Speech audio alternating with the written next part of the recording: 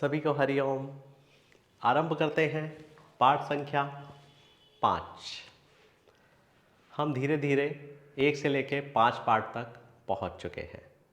अगर आपको पिछले पाठों में कुछ भी समझ ना आ रहा हो तो प्लीज़ आप मुझे कमेंट्स कीजिए।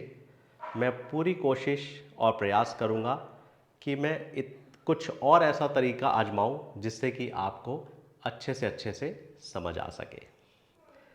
पिछले पाठ में मैंने आपसे कहा था कि हम कोशिश करेंगे कि अगले पाठ में हम राशि और उनके स्वामियों पर चर्चा आरंभ करेंगे। तो आज हमारी कुल 12 राशियां हैं जिन्हें आप अच्छी तरह से जान चुके हैं, उनके नंबर्स को आप जान चुके हैं। अब हमारी 12 राशियां हैं और हमारे कुल 7 ग्रह हैं।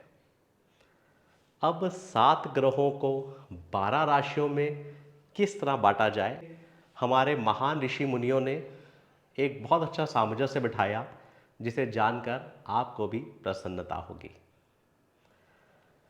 मैंने शिव महापुराण में पढ़ा है कि हमारे शिव जी के 2 नेत्र जिन्हें सूर्य और चंद्रमा कहा जाता है और उनके तीसरे नेत्र को अग्नि कहा जाता है।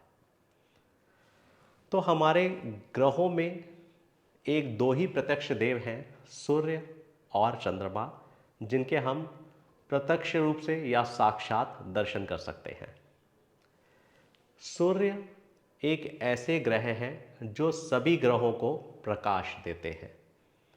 सूर्य को आत्मा कहा गया है, सूर्य को राजा कहा गया है और सूर्य को पिता भी कहा गया है। तो सूर्य को ग्रहों में राजा की उपाधि दी गई है और चंद्रदेव जी, जिन्हें शिव जी का दूसरा नेत्र कहा जाता है, उन्हें रानी की उपाधि दी गई है। जबकि चंद्रदेव पुरुष है मगर चंद्रदेव में सौम्यता है, शीतलता है, वह सम है, इसलिए उन्हें एक रानी की संज्ञा दी गई है। वैसे भी कहते हैं कि राजा जो होता है वो अनुशासन प्रिय होता है, उसके लिए प्रजा एक समान होती है, वह संपूर्ण प्रजा को अपने परिवार की तरह ही देखता है।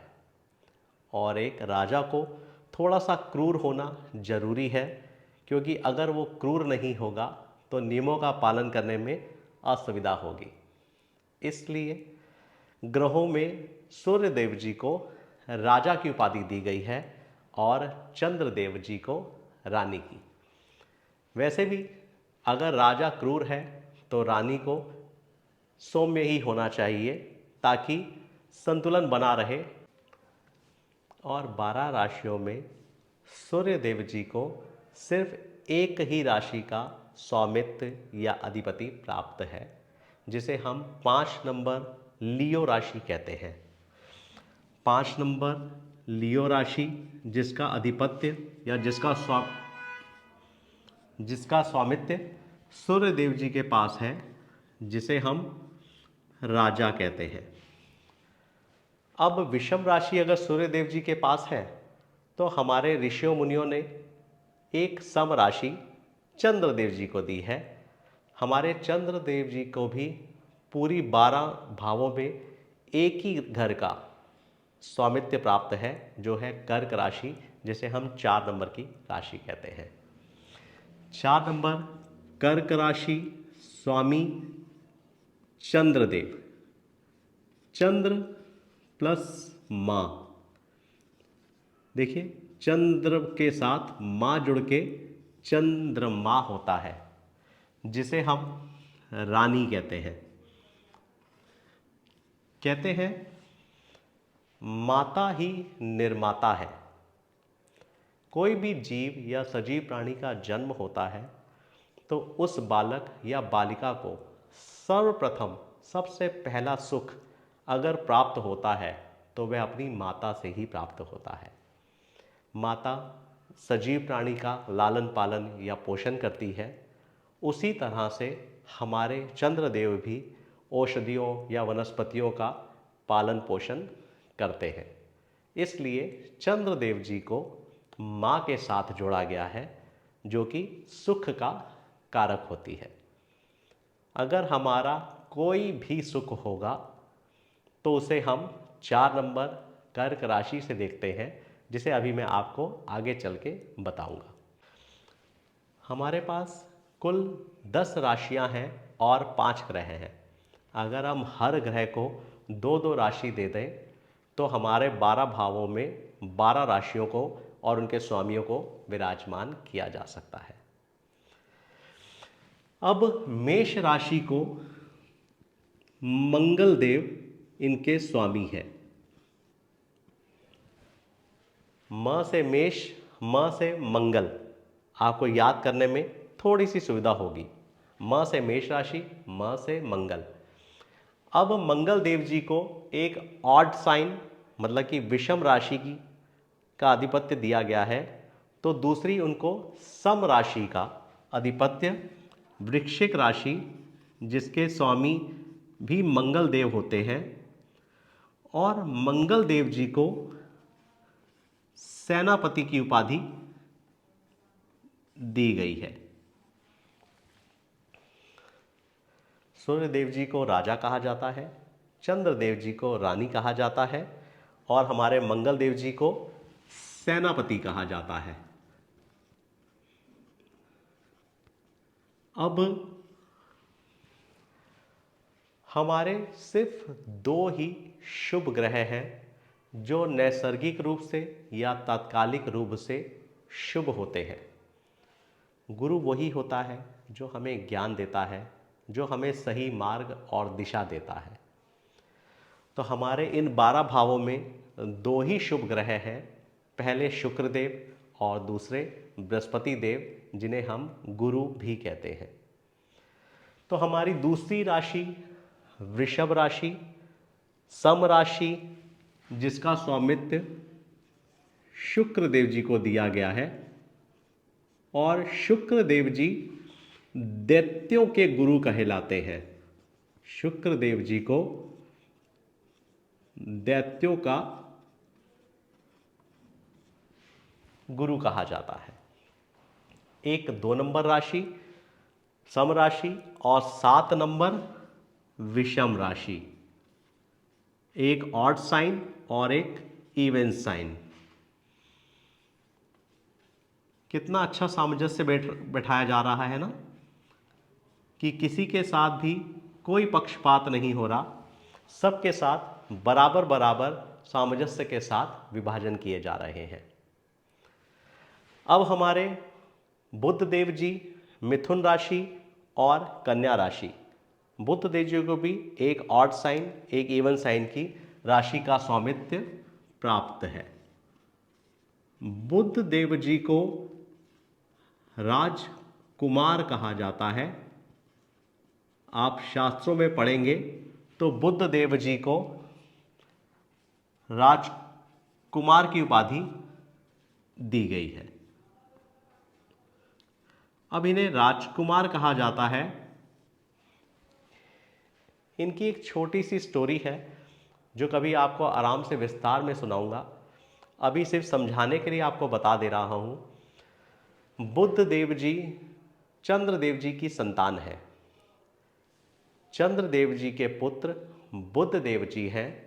ये चंद्र देव जी मानते हैं, मगर बुध देव जी चंद्रदेव को अपना पिता नहीं स्वीकार करते। कहानी आपको कभी आगे सुनाऊंगा।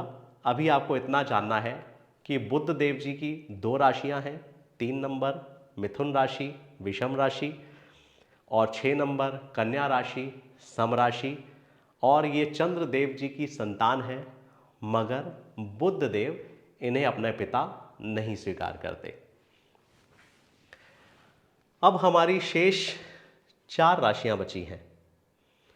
मैंने आपको बताया था हमारे 2 ही शुभ ग्रह हैं जो नैसर्गिक हो या तात्कालिक, ये शुभ ही होते हैं। तो पहले शुक्रदेव जो हमारे दैत्यों के गुरु हैं, और दूसरे बृहस्पति देव जिन्हें हम गुरु कहते हैं, और ये देवताओं के गुरु कहलाते हैं। इनकी 2 राशियां हैं, धनु राशि और मीन राशि। इन्हें हम देवताओं के गुरु कहते हैं। मैं देवता गुरु लिख दे रहा हूं, आप समझ जाएंगे। अब हमारी शेष 2 ही राशियां बची हैं, एक मकर राशि और एक कुंभ राशि। देख लीजिए, मकर राशि सम राशि और कुंभ राशि विषम राशि, ऑड साइन और इवन साइन। इन दोनों राशियों का स्वामित्व शनि देव जी को दिया गया है। शनि देव जी जो सूर्य देव जी के पुत्र हैं, ये आप और हम सभी जानते हैं। और इन पिता पुत्र के व्यवहार में थोड़ा सा सामंजस्य नहीं है, ये भी हम जानते हैं। इन पिता पुत्र में थोड़ा सा विवाद शब्द तो नहीं कहूँगा, मगर सामंजस्य की कमी है। तो हमारी कुल 12 राशियां हैं, हमारे कुल 7 ग्रह थे, जिन्हें 5 ग्रहों को 2 राशियों का स्वामित्व प्राप्त हुआ है, और एक हमारे प्रत्यक्ष सूर्यदेव और दूसरे हमारे प्रत्यक्ष चंद्रदेव, जिन्हें राजा और रानी कहा जाता है। सूर्यदेव जी को 5 नंबर विषम राशि और चंद्रदेव जी को 4 नंबर सम राशि की उपाधि प्राप्त है। अब अगर मैं पत्रिका में किसी भी लगन की पत्रिका बना लूं, तो मैं आपके सामने मेष लगन की पत्रिका ही बना देता हूं। तो 1 2 3 4 5 6 7 8 9 10 11 और ये 12। अब 1 नंबर, अब आप जान चुके हैं, मेष राशि, इनके स्वामी मंगल। इनकी दूसरी राशि वृश्चिक राशि, 8 नंबर मंगल। वृश्चिक राशि जिसे हम स्कॉर्पियो कहते हैं। 2 नंबर हमारी वृषभ राशि, जिसे हम टॉरस कहते हैं, जिसके स्वामी शुक्र देव जी। और इनकी दूसरी राशि 7 नंबर विषम राशि, जिसके स्वामी शुक्र देव जी, जिसे हम लिब्रा कहते हैं। 3 नंबर मिथुन राशि, जिसे हम जेमिनाई कहते हैं, इसके स्वामी बुध देव। और इनकी दूसरी राशि 6 नंबर, जिसके स्वामी बुध देव, जिसे हम वर्गो कहते हैं। अब हमारे चंद्रदेव 4 नंबर कर्क राशि, जिसे हम कैंसर कहते हैं। इन्हें सिर्फ एक ही राशि का स्वामित्व प्राप्त है। और दूसरे हमारे राजा सूर्यदेव, जिन्हें एक ही राशि का स्वामित्व प्राप्त है, जिसे हम 5 नंबर विषम राशि लियो साइन कहते हैं। अब हमारी 9 नंबर 12 नंबर, जिसके स्वामी हैं बृहस्पति देव जी, जिन्हें हम गुरु भी कहते हैं और देवताओं के गुरु कहा जाता है बृहस्पति देव जी को। ये निर्विवाद शुभ ग्रह हैं। ये नैसर्गिक और तात्कालिक दोनों रूपों में शुभ है। शेष हमारी 2 राशियां बचती हैं, 10 नंबर मकर राशि और 11 नंबर हमारी कुंभ राशि, जिसके स्वामी शनि देव जी हैं। और शनि देव जी को सेवक या दास की उपाधि प्राप्त है, इसलिए शनि देव जी को सेवक कहा जाता है। शनि देव जी को पत्रिका में सेवक या दास की उपाधि प्राप्त है। अब आपके सामने 12 घरों में 12 राशियों को विराजमान कर दिया है। आज आपको राशियों की जानकारी भी दे दी है और उनके स्वामियों के बारे में भी पूर्ण जानकारी प्राप्त हो चुकी है। इन्हें भी मैं हर बार की तरह आपसे कहूँगा कि मैं इन्हें दोहराता रहूँगा, जिससे कि आपको लिखने की आवश्यकता ना पड़े। बहुत कम से कम आपको नोट्स बनाने की ज़रूरत पड़े, मगर मैं बोलता रहूँगा कि ताकि आपको बार बार याद दिलाता रहूँ, जिससे कि आपको सुविधा हो। आज के लिए इतना ही। अगले पार्ट में फिर मिलते हैं, पार्ट संख्या 6 में। आप सभी को हरिओम।